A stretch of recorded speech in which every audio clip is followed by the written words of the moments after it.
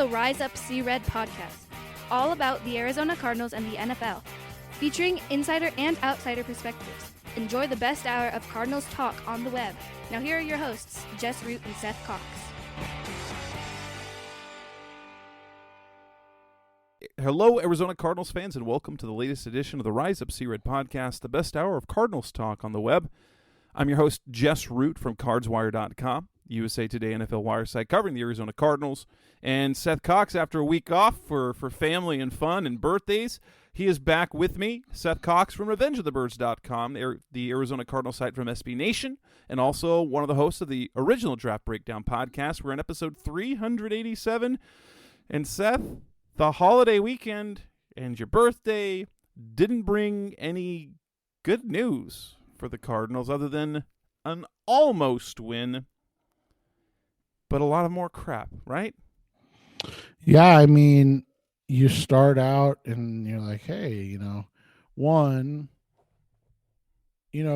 always think, it can't get worse, and I get that the Tampa Bay Buccaneers are probably going to make the playoffs, but I mean, it definitely can get worse if you look at, Tampa Bay and Denver, and I know Denver beat Arizona last week, but there's some bad situations in the NFL, man, and the Cardinals situation this year has just been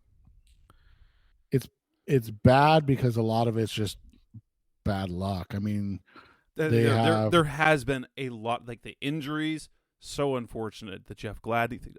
There has been a great deal of misfortune when it comes to this year. Right, and they haven't even announced the Buda Baker on the injured reserve, but they put Aaron Brewer on the injured reserve, which makes 16 starters on injured reserve this year, which is again absurd. It's just been one of those situations where you look at it and again, that game kind of a microcosm of the season, right? Like you get out to a decent start, your defense looks pretty good.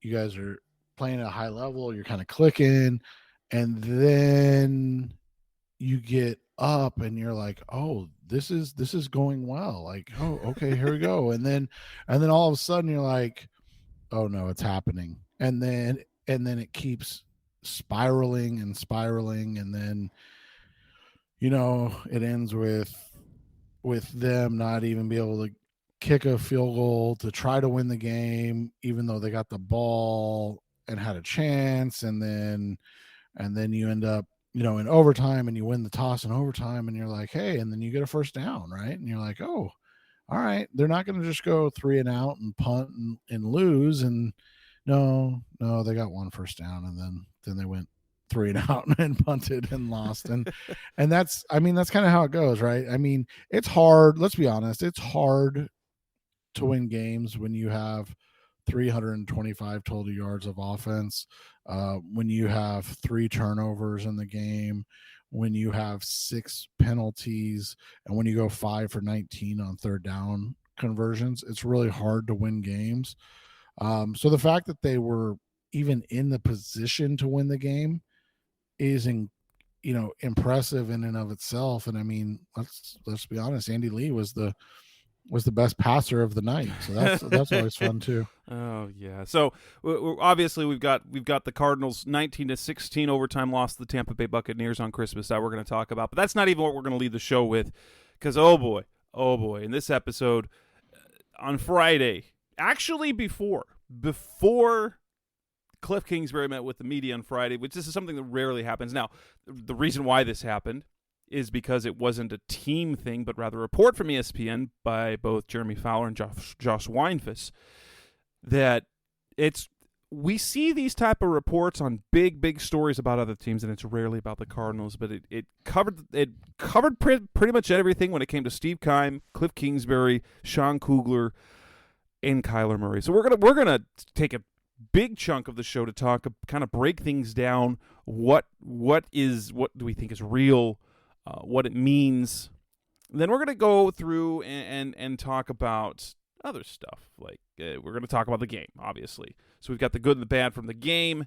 We're going to talk about J.J. Watt's retirement announcement, which he announced his retirement without saying the word retirement. This happened on Tuesday morning. We're going to talk about that, the good and the bad and the loss, and look ahead to their weekend game against the Atlanta Falcons, which feels like literally no one is excited about. We're just waiting for the end of the season, and that's how let's go. So we're going to go through the different parts of the ESPN report. We'll start with Keim, Kliff, and Kugler, and then we'll have a segment just on Kyler Murray. So let's start with that. The initial kind of thing, what they led with, and I thought it was actually the weakest part of the entire report, was the notion that Cliff Kingsbury might just walk away from the job, which I thought was weird. And then all of this was unnamed sources close to the situation. So there were people that are close to Cliff. There were people who were close to Kyler and close to this situation. And so we know this has been a horrible year. We know that it's been extremely stressful for Kingsbury. Kingsbury's a grinder, and that he's had to deal with a lot of BS. And we know that he does not have as much control as other coaches when it comes to decisions, whether that's by design, whether that's by what he wants. And so it does make things interesting, to say the least. But kind of the story was built around that, the notion, I think it was kind of where it says at the very, very, very, very end of the story, maybe Cliff will just resign. A source close to Kingsbury speculated, tired of the BS.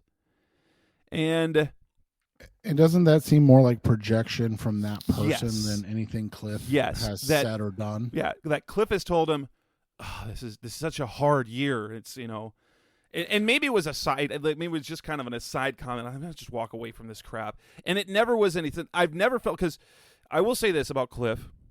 Like, he wants to be in the NFL. He doesn't want to go back to college.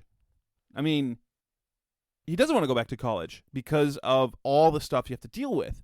But he's had to deal with BS this year, and people see just how stressed he is. Have you ever seen those before and after photos of when a guy goes in the office for president and then comes out? It's crazy. Cliff has aged so much this year. Yeah, and that's kind of how I feel about Cliff, right? Like, and there's some things that like people don't know and don't get about Cliff, or don't care to know, I guess is the best way to put it. Like, this dude, when you talk about time put in, he puts in a lot of time. I mean, he's putting in 18, 19-hour days every day. That's just how he is. Yeah. He's a grinder. He's a film guy. He's, that's just how he is. And there are a lot of negatives we can get to about Cliff, and we'll get to them as we go through this whole thing. But I think the first thing that everybody needs to understand is that Cliff wants to succeed, and he puts in a lot of work to succeed. I really love his philosophy, and he talked about it on Monday, is, these guys are pros. Kind of the best thing you can do as a leader is to show them you're working, be consistent in your message, have a plan. Don't look like it's random and you're just trying anything. Have a plan, and then don't be too high or too low. And I think he does a really good job of that.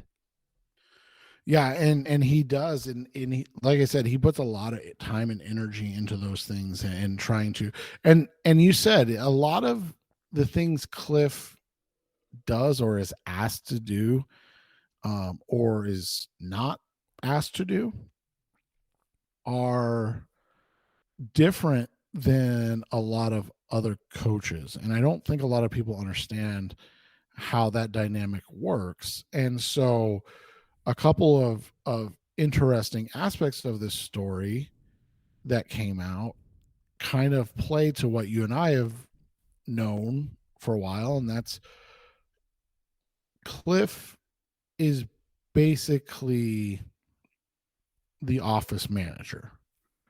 There is the corporate structure, and Cliff is the manager of that office, and Steve Keim's in charge of the personnel and all of that. and then Michael Bidwill oversees all of it. And Kliff's job is just to maintain the day to day and kind of prepare for the games and that stuff. But and so from that perspective, I can get where Kliff may have expressed like annoyance or I'm not even sure what the correct word or verbiage is for it, but being exacerbated by the fact that maybe he doesn't have as much say in what's going on as he wants, but he sure is the one that gets the blame for a lot of the failures, and that comes with the territory of being the man. And so when you look at it from that perspective, maybe that's how they get to that or jump to that conclusion. But there's nothing in the story or nothing in the idea that he's just going to walk away.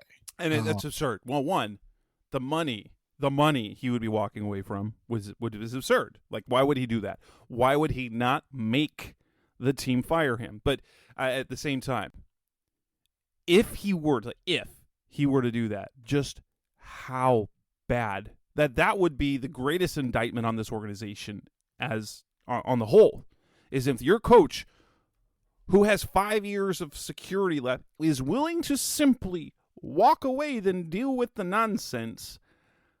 Who's going to come here to replace him?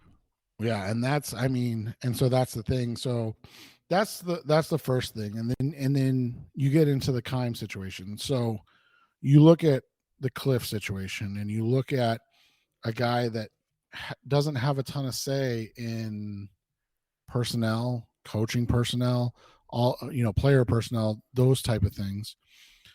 And then, but the guy that does, based on this report, hasn't been around a lot. That's the other part. According to this report, that Keim's presence has been less noticed. Like, he has not been in the building. It says, multiple sources said Keim had a far less of a presence in the building in 2022 than in years past, making it challenging for head coach and general manager to coalesce on personnel matters. This makes a lot of sense. I don't know why it's happening, whatever the reason is, and it did say that that the relationship between Bidwill and Keim. Now, we've seen that, we've known that the two are close. The two have a close relationship personally. But that professional relationship, and even in Hard Knocks, starting mid-season, you could see them buddy there in the owner's box in games. But it does say that the relationship is souring a little bit, and maybe it has to do with he's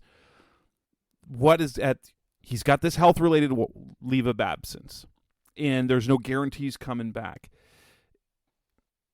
I've always kind of suggested that this is not necessarily something about his actual health or an illness or an infection that is debilitating that's keeping him out of the office, but rather things about he's doing in his life that are affecting his health and his performance on the job. And maybe that's what the case is. He's not in the office as much, and because if this were simply an illness, it would be a really weird situation to just fire him, right? Yeah. And that's what they're suggesting is going to happen.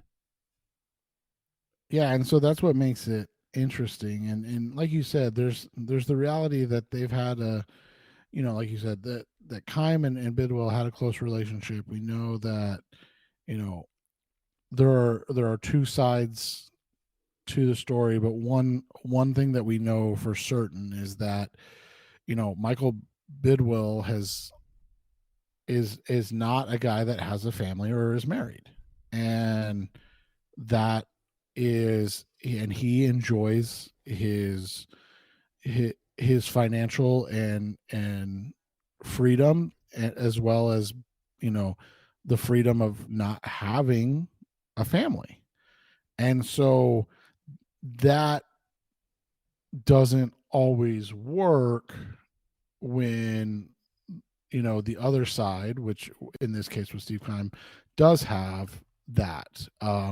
And so that's, again, just speculating or going off of what we know, but that could be something where there might be maybe they're not as close now. And like you said, maybe it's because of something as simple as like Keim being like, I've got other priorities, not just football.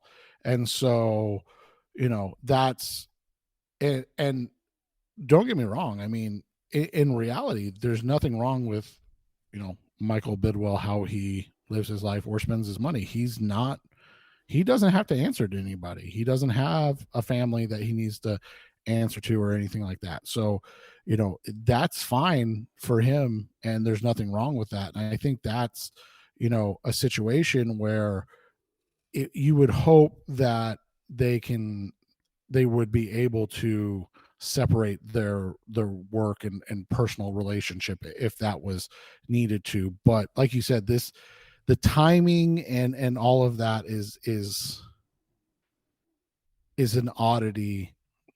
And the fact that, like you said, they just didn't let him go speaks to that there's something, right? Like, obviously that there's something, whether it's that friendship that they're not going to just outright fire him, and they're letting him kind of, maybe play the personal health card, and then they're gonna, say, oh, for the betterment of his health or whatever, he's gonna step away and yada yada yada. So, there's a lot to this whole thing. But going back to Kliff, it makes it really hard for a coach, right, to make personnel decisions, make coaching decisions, when the guy that inevitably is the one that says yes or no to all of those decisions is not around. And again, that played out very interestingly in the article. Yeah, the other part that's kind of interesting in this is, well, a couple of comments that were suggested is that, they're not built to run Kliff's offense, and you can't say in this case that the Cardinals didn't go out and load up this offense, because they did. They have Hopkins, they got Marquise Brown, they drafted Rondell Moore, they drafted Trey McBride, they extended James Conner, they extended Zach Ertz. They extended DJ Humphreys. They brought back, encouraged Rodney Hudson to come back. They signed Will Hernandez. So they've done that. The problem is the health. Now, the one thing that I felt was interesting is the whole the Sean Kugler aspect to it, who was let go after allegedly groping a woman in Mexico City. He's filing arbitration for wrongful termination for cause. That said, the interesting part of that is that supposedly Kliff had wanted to fire Kugler at some point during the season and was told no, because the team didn't want to pay the buyout that there was. And it's very interesting that his role in game planning and in the offense had been reduced. And this is a fact. This is fascinating to me, because I wonder what happened. If this all is true, what happened? Because this is a guy that Kliff has been very, very complimentary to in Kugler over the last 3 seasons, and then they gave him a promotion and a raise to coordinator, and to now push him out of the game preparation means there's been something going on, either football related or otherwise, that would lead Kliff to do that and want to get rid of him. Doesn't it seem that way? Yeah, and you go back to it with the not being able to run the offense. I think a lot of it stems from they've spent more time looking at addressing the skill positions rather than the offensive line that's really needed to run what they want to run. And you wonder if there was a power struggle or if it was just and we don't know, obviously. Was Kugler the one that pushed to re-sign James Conner? And and again, we go back to when Kliff doesn't have a lot of say, in personnel decisions, and you're trying to acquiesce by saying, oh, well, we got you this guy, but like, is that the guy that fits best for what they want to do? You know what I'm saying? I just had a thought. This literally just came to me. I wonder if Kugler was behind, over the last couple of seasons, the whole splitting, like Connor plus Eno plus everything else in the run game. Because there was a very distinct time late this season where Kingsbury simply said it was time to give Connor the role of the starting runner back. And guess what? Connor has been fantastic in that role since that happened. It also aligns with the weird Eno Benjamin dismissal, cutting and everything. I wonder if that is all related philosophically for what Kugler was doing, and maybe Kliff had just been fed up with, because Kliff has always been, up until last year, kind of a one-horse guy with running back, dating back to college. Is that not correct? He's been a one-horse guy pretty much most of his coaching career. Yeah, and so you just look at it, like you said, you've got them, making a lot of, and early in his career here, it was out of necessity due to injuries. But for the most part, like you said, he tends to ride a running back and use him, and because what it does is it allows you to be able to run or pass out of any situation. And so, with Connor getting the bulk of the touches again, they're back to that offensive scheme, and it does open things up a little bit more for them. I just, it's one of those situations, and I don't think people understand how tough it is. And there is a balance, right? So, you had the Ken Wisenhunt situation where he had total personnel control, and he got his extension and got final roster decision, and it really cost him his job. Then you had BA, who was basically the voice in the room at the time, and then now there's more coming out that maybe he wanted that same level of say in roster decision making at the end, and there was potentially a power struggle between he and Keim.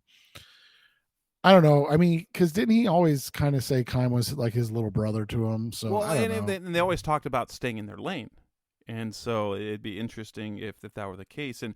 But we have seen since Aaron's left that the dynamic has been always that this is Keim's team. Bidwell put it on Keim to build the roster. When Steve Wilkes, the situation failed, he said, "I trust Steve Keim to do that," and so that all the power has been in his hands. But coming up next on the Rise Up C-Red podcast, Best Hour Cardinals Talk on the Web, let's talk more about this story, but more on the side of Kyler Murray and Kliff Kingsbury in that way. So that's coming up next on Rise Up C-Red. We're back on the Rise Up C-Red podcast, Best Hour of Cardinals Talk on the Web. This ESPN report, so many different levels to it, but it also reveals some things supposedly about Kyler Murray. And at least the one thing I will say about this, it didn't talk about leadership, it didn't talk about video games or studying, but it did talk about negativity. Now, I kind of want to allude to the Kliff Kingsbury situation. One of the greatest things that we've noticed about him, and I think that endears himself to players, is the fact that he does not criticize, he doesn't call out individual players publicly. The problem is he apparently does not do that in front of the team either. So when you had BA had an accountability board, a mental error board, where they go, okay, there was this F up here, this was messed up, and put it in front of it because of an accountability board. Kliff doesn't do that. He always talks in collective terms. We need to be better. And sure, maybe he's bringing guys into the office and telling them specifically, but it named a longtime former player who said that, it's hard for a teammate or an offensive guard to call out a guy who's messing up when the coach isn't doing it.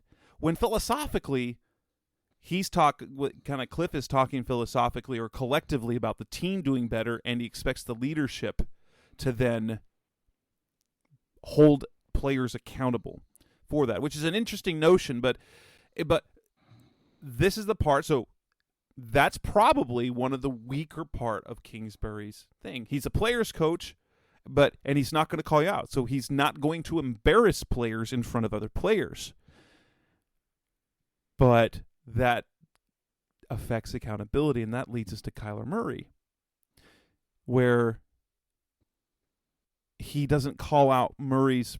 They've had communication, but the relationship between the two, which has been a good relationship since Kyler was a teenager, is not good.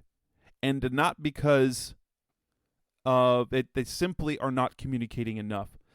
Kingsbury isn't holding him accountable enough for his mistakes. He's frustrated about things, and they're cordial, but then there's just something missing. And I think this is when they were talking about leading up to the Chargers game when he was injured.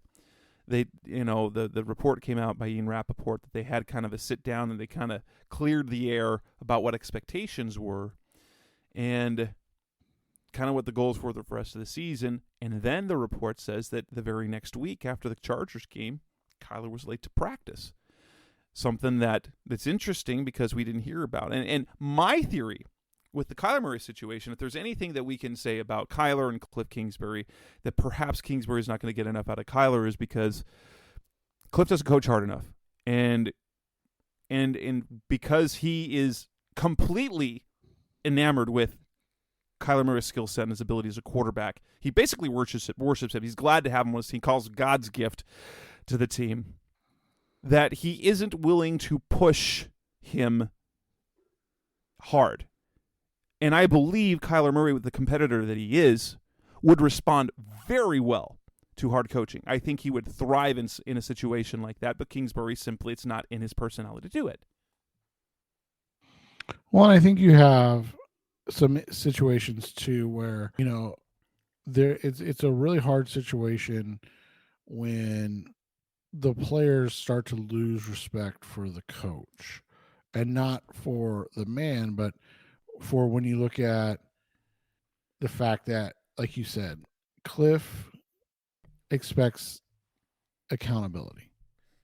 And the reality is there's a lot of these guys who, quite frankly, prey and take advantage of the fact that they're not going to get called out, that they aren't, to your point, coached hard.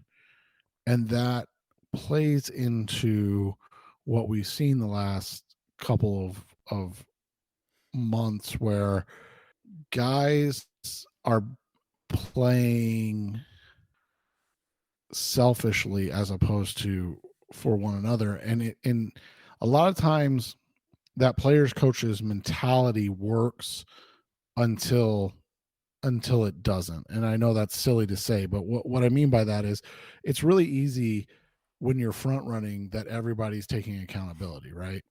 But like when things get hard, who's the leader that steps up? You combine that with the fact that, like you said, Kliff's not a leader in that sense, right? Like he's not gonna dog or get on anybody. Like any interaction we've ever seen, for example, like on Hard Knocks, you see him being very, like Trace McSorley. You show him on the sideline, he's okay. You've got this. He's very encouraging. He's just trying to get guys to do and to not be down, essentially. Right. Like you messed up. Okay, get this. Let's fix this up. Do this. You got this. He's encouraging. He's like, it's good to see. And that's why I said when the only true like alpha leader is the owner, it becomes an issue. And that's where it's at now, because your GM's gone. He's not, he hasn't been part of the team apparently, or it hasn't been around much of the team. You've got guys like JJ Watt, who's, a good guy, but, and respected. And it's not that people don't respect him, but, he's a 33-year-old veteran. You've got, a Kelvin Beachum, he's a 32-year-old veteran, but like they're not in your face type of guys. The Buda Baker speech on Hard Knocks, I don't know how other people felt about it, but like to me, it was almost like it was manufactured. Like they needed to have Buda say that stuff, and it wasn't who Buda truly is as a player. And I think one of the other players or one of his ex teammates actually tweeted about that. Like, that's not who Buda is. Like, that's not his style. And there's nothing wrong with that. Like you don't need Tom Brady or Peyton Manning who's going to, yell and scream at you. But if the players aren't going to hold each other accountable, then the coach has to. And that's kind of where I think the wheels have come off this whole thing, is that the accountability to anybody is missing. And like these guys aren't being held accountable to each other, or they don't feel like they need to be accountable to each other. And instead it's just become this kind of locker room where everybody's kind of on their own and doing their thing. And that's where it's at. And that's just what it feels like. And, you're seeing that kind of play out on the field where they make a lot of silly errors, mental and mental mistakes where they're undisciplined and things like that, because,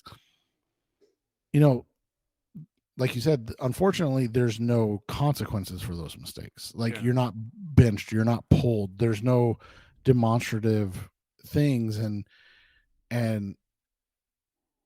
then when you do get that from your quarterback, everybody wants to make it a big deal that, like, look how disrespectful he is to the head coach. Well, like, you can't have your cake and eat it too, man. Like, if you want somebody to try to be accountable for the team and like try to demand more out of the team, then you can't get mad when he's trying to do it as a 24, 25-year-old guy that's trying to get more out of the team because he doesn't think the coach is doing enough. And that, to me, is where things have gotten the most kind of toxic.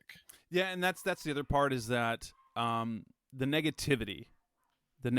Before Kingsbury's injury, Kingsbury was described as extremely frustrated with starting quarterback, with Murray, per a team source, believing that his negativity, if not toxic, was starting to get to people around the building.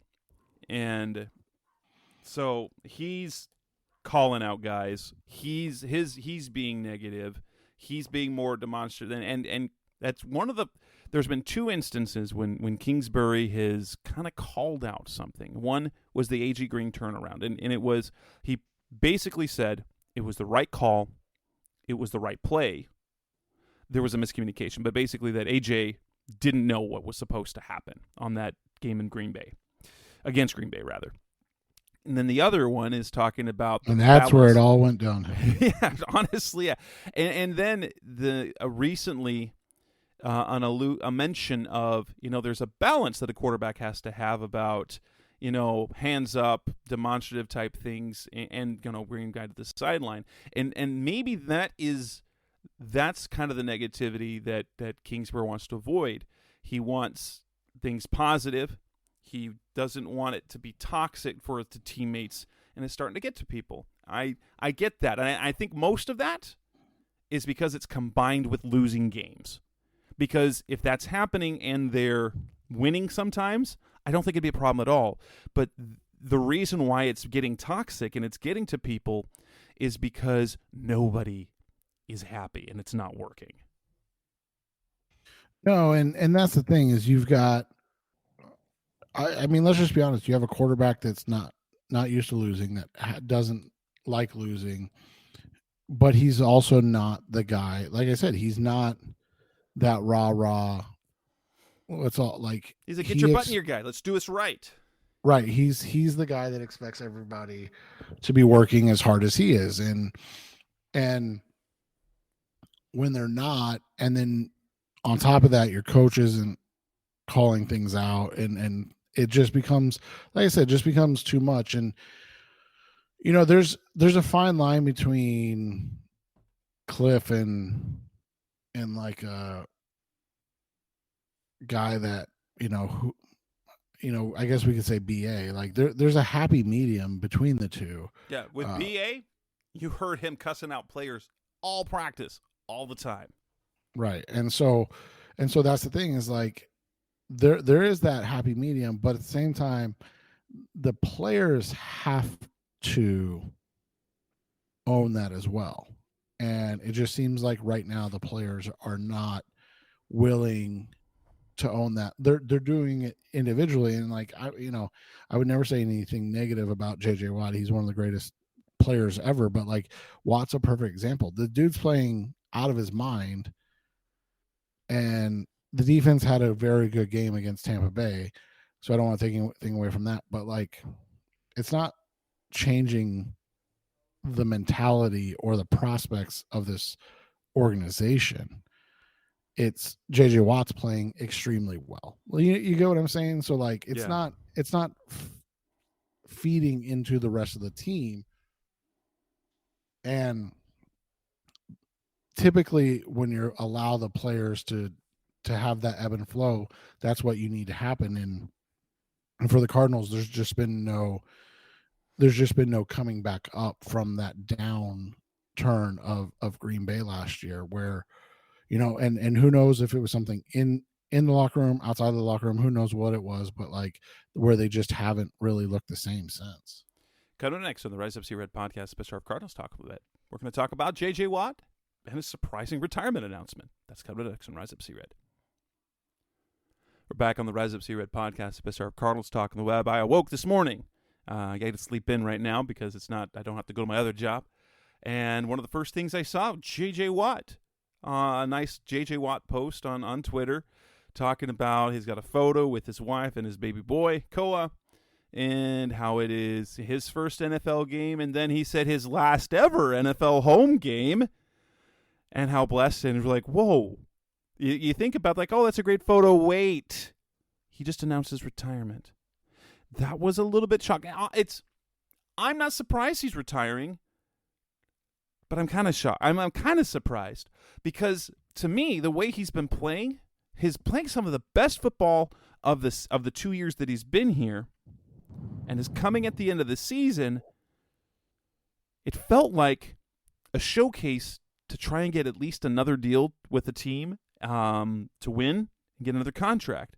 Apparently, it is knowing the end is in sight and pushing to that end. But wow, JJ Watt announcing his retirement, controlling the narrative once again about his news. He didn't, when the Cardinals signed him, he announced it. And like national media, no one knew. No one even had the Cardinals on their radar. He knew it was going to break, and so he talked about his health condition, his heart condition earlier this year. And before it comes out, he is the one that gets to announce that he's retiring after the season. I mean, good on him. 12 seasons in the NFL. He's going to be a Hall of Famer, clearly. And he's playing some of the best football of his last few seasons. But were you surprised by it? I mean, I'm surprised because, like you said, he's playing the best of his career. But maybe, and let's just hope that, knock on wood, don't jinx anything, maybe he wants to be able to walk off the field. You get what I'm saying? Like, yeah, he doesn't want to end his career on IR or anything like that. So you look at it, and he's at a point where even if he was injured in one of the last two games, he has 9.5 sacks. He has 14 tackles for loss. You go back over his last 5 seasons. This is his best year since 2018 when he was an All-Pro, and he had 16 sacks, and 14 or 18 tackles for loss. So like he was the second on the comeback player of the year. He was an AP, All-Pro. He was a Pro Bowler again. After that, he's got 4 sacks, 5 sacks, and 1 sack. Like 9.5 sacks. He's almost matched his total over the last, the previous 4 seasons.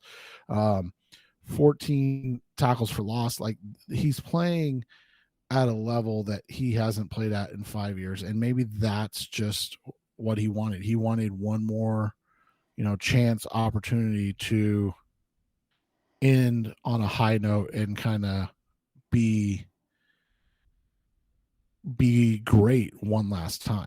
Yeah, and honestly, it makes sense. Like in his stage in his career, he's 32 years old, 33 years old. Can't remember which one. 33, yeah. He's 33 years old. He just had a baby, and he had a health scare with his heart. Right. And he'll be 34 in March. So it's not like he just turned 33. Like it's a good time to walk away. The only thing that is a disappointment is that it's been such an awful, awful season for the Cardinals, because kind of the hope was getting a guy like J.J. Watt would push them over the top. He'd had the not only the play on the field, but the presence in the locker room to take them to the next level, and he didn't do it. It's not his fault, but he wasn't able to accomplish that. Well, and unfortunately for Watt, that's going to kind of be the story of his career. I mean, you're talking about perhaps the greatest 4-year stretch of play in NFL history from a pass rusher. I mean, he literally had in 4 seasons, he had 69 sacks, 100, and this is in 64 games, 69 sacks, 119 tackles for loss, 190 quarterback hits. He finished with 15 forced fumbles, and 41 passes defensed in 4 seasons. That's 4 seasons. That's a career for most people. He did that from 2012 to 2015. There's a reason he won 3 Defensive Players of the Year. He finished in 2014. He finished second on the MVP list, not defensive. He was second in MVP voting in 2014. And here's the deal. In 2011, he was a rookie. They went 10-6. In 2012, his first Defensive Player of the Year season, they went 12-4. They went 2-14 the very next season. And he was, again, Defensive Player of the Year when he was, in his 3rd year in the league. You're talking about a guy that put up, 10.5 sacks and 22 tackles for loss. And they went 2-14. Like, they had a guy in Watt who's just an absurd, unique, once in a generation type of guy. Those 4 seasons in a row will never be replicated. And the reason I say they'll never be replicated isn't just because of like the sack numbers. Like, I'm sure Nick Bosa is probably going to get close to 69 sacks in 4 seasons. I mean, don't get me wrong, it's still a lot, but like, when you look at everything he did in that 4-year span, and remember, there are 4 years in a row, like, it's 10 more sacks than what Aaron Donald had in his 4 seasons in a row, best 4 seasons in a row. It's 33 more passes defensed in that time. 33. Like, what he did in that 4-season run is just literally the most unfathomable thing that we've ever seen from a defensive player. And so I think for him, I think he came here with the idea that he would be able to compete and potentially, win a championship. That obviously went out the window pretty quickly. Yeah. But I think for him, it's been the ability to show that flash one more time. Yeah, he's not 2014 J.J. Watt. I mean, he's 8 years older. That's not shocking. But the fact that he is, this is his 6th highest sack total in his career outside of his 5 All-Pro seasons. The fact that his tackles for loss, is the 6th highest. His quarterback hits 6th highest. Like, this is literally his best season outside of his 5 All-Pro seasons. And I know you're like, well, duh, it's not as good as his All-Pro seasons. But think about that. A 33-year-old that had the greatest 4-year stretch in NFL history for a defensive player is now putting up similar numbers. Pro Bowl numbers. They're Pro Bowl numbers. Right. Had he not been listed as a defensive end and as a defensive interior guy, a DT, you could argue that he probably deserves to be a Pro Bowler. Right. And so it's just, it's unfortunate that this is how it had to end for the team. But for him personally, I think that's why he's retiring. I don't know for a fact, and I definitely could be wrong, but I would be willing to bet if he had a similar outcome to last year where he, missed the final 9 games, I would bet he would have come back for one more year, because from a pride standpoint, he wants to walk off being the Watt that everybody remembers. And he's putting on that, kind of classic season again. I mean, think about this, man. This guy hasn't had double-digit sacks in 5 seasons. And he's on the verge. Half a sack in the last 2 weeks, and then he'll get that. And before that, I mean, 16 sacks is a lot, so I don't want anybody to. But think about this. The last time before that was 2015. So, he has 1 double-digit sack since 2015. That's 8 years since he's, he in the last 8 seasons, he just has 1.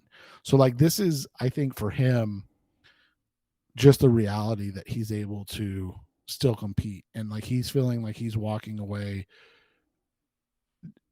maybe, obviously not at the height of his powers, but definitely at where he feels incredibly confident in his game still.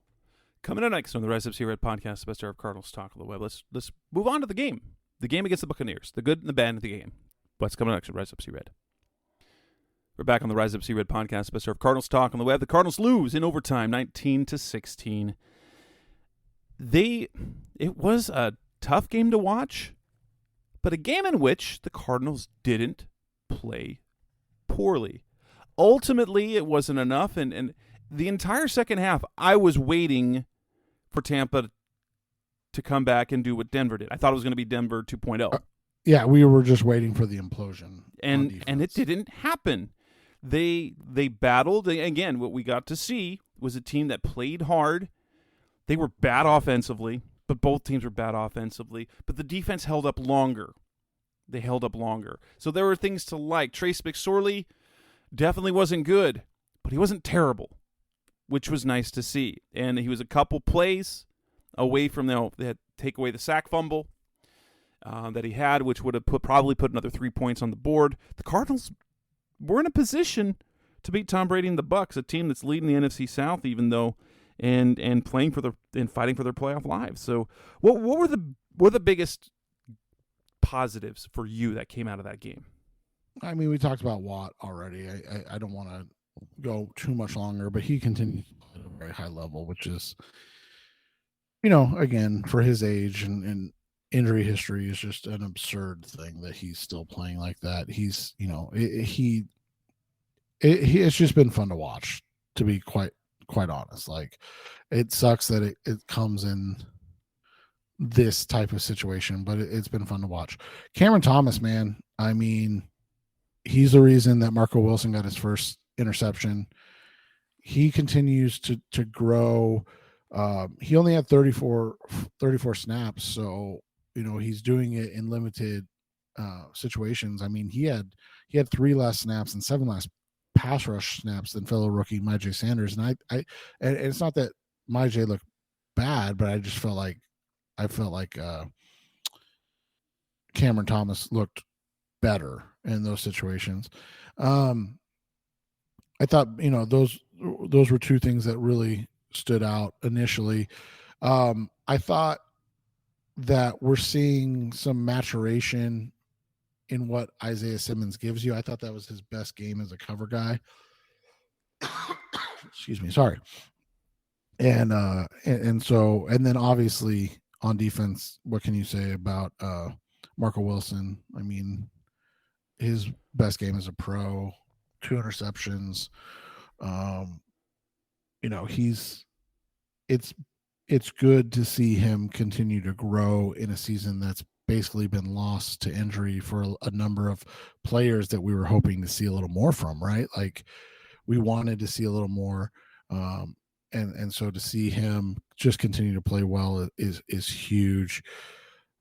Offensively, I really like what we've been seeing from James Conner and Greg Dortch. Well, that's the thing with Conner is that what's been good is his not only the yards, but it's the yards per carry. Because even last year, his Pro Bowl year, he was, what is he, like 3.7 yards per carry? He was a volume guy, but that got in the end zone. And he struggled earlier on, but now we're seeing some explosiveness. We're seeing some big plays. And I'm still convinced he was hurt. Like yeah, it's got to be. It's got to be the case. There's no other explanation for it. Because, I mean, he's over 4 yards per carry this season. But to your point, and that was after half a season of being nearly at 3. Right. I was going to say, you look at it after there's what I'm looking for. After the San Francisco game, 4.8, 5.7. He was only at 3.94 last week, but that Denver defense isn't bad. And then he was again over 5. So like the last 3 of the last 4 games, he's ran extremely hard and extremely well. And then Dortch, you can't say enough about this guy. And it goes back to something that you and I have talked about, and maybe, and again, it doesn't excuse by any stretch of the imagination if Kyler is having like a negative effect on the locker room. But you look at Dortch, and you look at a guy like Greg Dortch, who undrafted, battled his butt off. And then you go back to last year's draft, and they took Rondale Moore, somebody you and I liked, but we had one glaring question about Rondale Moore, right, coming out of Purdue, and that was, can he stay healthy? And so far in his career, the answer is no. And it's not a shot at Rondale; it's just a reality. And allegedly behind the scenes, Kyler was, and he likes Rondale, and he wanted Rondale, but allegedly behind the scenes, Kyler was pushing pretty hard for Creed Humphrey to be the guy. And you pick Rondale, and obviously when Rondale's on the field, he is a difference maker. He's a fantastic player, but he's a guy that's really struggled to stay on the field. And meanwhile, you got a guy like Dortch, who is probably closer to 90% of the player that Rondale is. Maybe he's not quite as explosive athletically, but availability, his availability makes up for the 10% difference, and right? He seems to always make plays, but it's interesting when we ask him, okay, why isn't Dortch playing? And I even asked him, do you lament not getting Dortch more playing time earlier? Because it seems like every time he's been given more than just a bit role, he produces. And apparently it's Dortch hasn't quite earned it. Like, he's a gamer, but there's still a lot that he's inconsistent about when he practices, about alignments and depth of routes and things like that. But then when he has the opportunity, he's just making plays, and he was locked in. His technique was really good. His assignments were really good. It'd be interesting to see if that's something that can carry over toward next year, because we saw some flashes from Antoine Wesley last year, and you could tell that the team was counting on him coming into this year, and he just got hurt. Will they count on Dortch a year from now? This is what I'm interested in seeing, is if they will then trust him even more to perhaps be that, even split time with Rondale, play Rondale more outside next season. Yeah. And they've got some decisions to make that we'll address later. And then the last guy I think, I want to bring up, and it's partially self-congratulatory, and it's partially just, I love seeing guys kind of hit their, or reach their talent ability. And that's Josh Jones. Quietly, Josh Jones is the best offensive lineman on the Arizona Cardinals this year. And that includes even when everybody's healthy. You look at what he's done as a pass protector, you look at what he's doing in the run game, like he's becoming a very good left tackle in this league. And so that's going to bring up some questions about what they do with DJ Humphries this offseason. But I thought the fact that they kept, what's his name, for the other team, the pass rusher, I can't remember his name, the younger pass rusher though, that they kept him on Kelvin Beacham's side the whole game was kind of telling, because I don't want to say he's to that level yet, but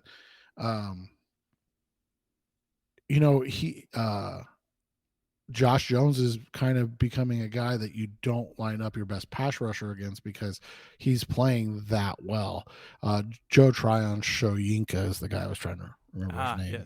Yes. And he had a huge game coming off the offensive right, the defensive left against Beach. But I mean, and I know their other top pass rushers been out for the season, but the other guys that they brought, Anthony Nelson, who was the other guy that they tried to pass rush with, couldn't really do anything against Josh Jones. And that's pretty cool to see, man, to see him continue to grow and develop in that way. Bad things. The offense is bad. The offense is so bad. Yeah, I mean, 3 touchdowns since Kyler got hurt. They don't have a single passing touchdown. They're bad on third down. It's been a mess. And then we know the defense, they can't sustain a full game. And so unless you get them, if you can get them more than a score up and then continue to add points so that there is room for error, there's margin for error, the defense just can't do it. And ultimately, I waited the entire second half for it to happen, and then it just happened at the very end of the game where they scored the touchdown, where they tied the game, and then in overtime when they got the game-winning kick ultimately. You knew it was all coming. Though I will say this, we're at the point in the season where this is kind of the best-case scenario where you see a team fight, battle, play well enough to win but actually lose in a season where draft status might be the better outcome. Right. And especially in a draft where, now obviously they're losing JJ Watt. So you look at it when they're, in a draft where there are 2 dominant interior defensive linemen, there's a Von Miller, like pass rusher. And then there's great offensive line prospects, like, having the 4th pick is not a bad thing because, or 3rd pick is not a bad thing, because if you can get there, all of a sudden you have more options. So, and I'm not saying the 7th pick would have been bad. I think that's where they would have ended up if they would have won that game. Actually probably the 9th, because these freaking strength of schedule thing, man, it's killing the Cardinals. But it's just really interesting that it like you said, it kind of worked out that, and that's, I think, the hardest thing for me. And I want to get your opinion on this, because you mentioned it, they're playing hard. It's really good to see, and I think that's one of the best things you can say about this team is that it's not like the 2012 season where they just fell apart. And in fairness, that could happen in the last 2 weeks of the season, especially against San Francisco in the final game of the year. But they're playing hard. They're playing hard. They're still playing for Kliff, and that might be one of the things that keeps him employed. Yeah, I was gonna say, is that enough to? Because that's the thing, is like, typically, I mean, we saw it with Denver. Like, typically you see these guys check out. Yeah. And that's just not happening. So, I mean, I get moving on, but at the same time, it's like, if these guys are still fighting for him, I don't know. Obviously these are discussions we'll have in a couple weeks, maybe. Yes. I mean, who knows? Maybe on that Monday we won't even have to worry about it, and we'll just talk about it on Tuesday's show. But yep, we'll be talking about coaching candidates. Right. It's just tough, man. Because it'd be a lot easier to move on for Kliff if if they weren't playing so hard. Yeah. Coming up next on the Rise Up See Red podcast, the best our Cardinals talk on the web. Let's wrap this up talking about their Week 17 game on the road against the Atlanta Falcons. That's coming up next on Rise Up See Red. We're back on the Rise of See Red podcast, best our Cardinals talk on the web. The Cardinals play the Atlanta Falcons, a team that is in as much disarray as the Cardinals right now. The Cardinals have lost their last 5 games and 7 of their last 8. The Falcons have lost 4 in a row and 6 of their last 7. They moved on from Marcus Mariota, who is their starting quarterback, and then he, left the team. So they've turned things over to Desmond Ridder. He's not looked good. No touchdowns, no interceptions. They do have an incredible rushing attack.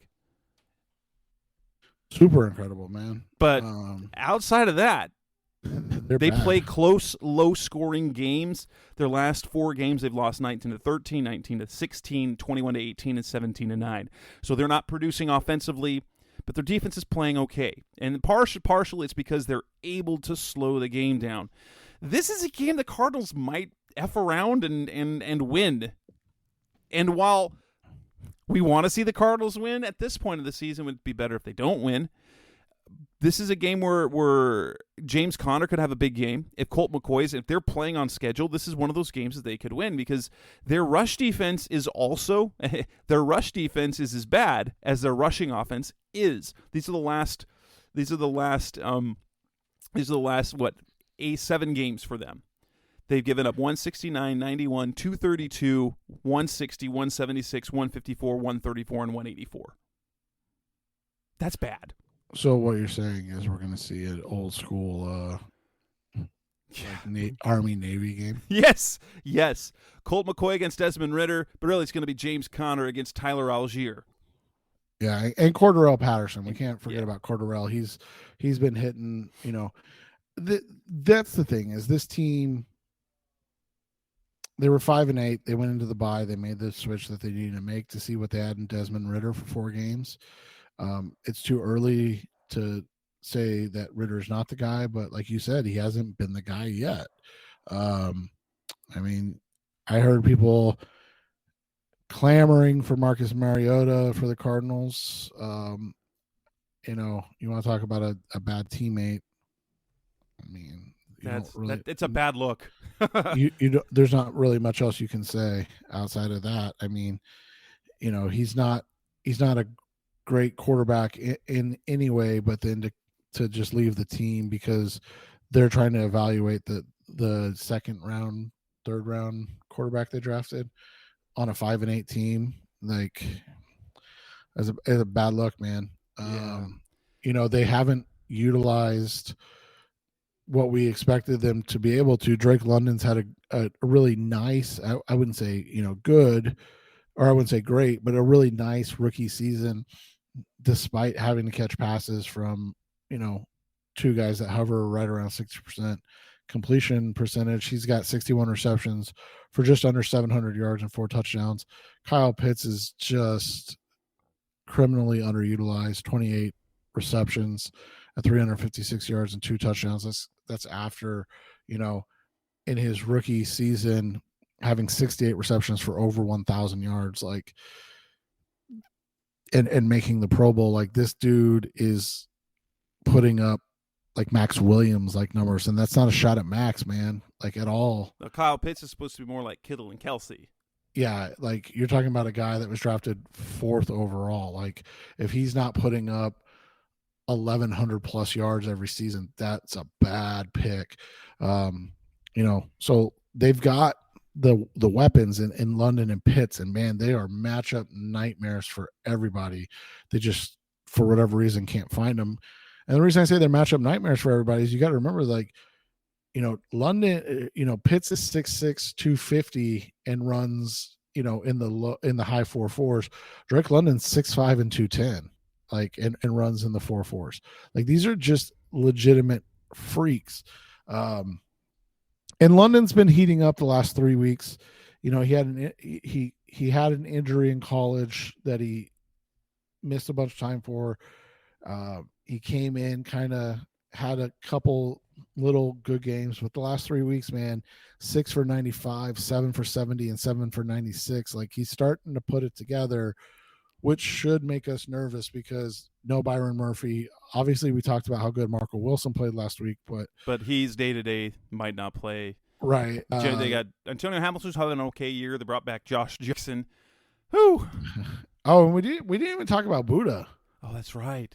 Buddha Baker. We lament the Buddha. He played the entire freaking game and fractured his shoulder, and now he's done for the year. He's done for the year. Why haven't they put him on IR yet? They'll wait. They'll wait to see what other roster moves they need to make. Okay. I mean, for crying out loud, they kept Zach Ertz on the roster for like 2 extra weeks.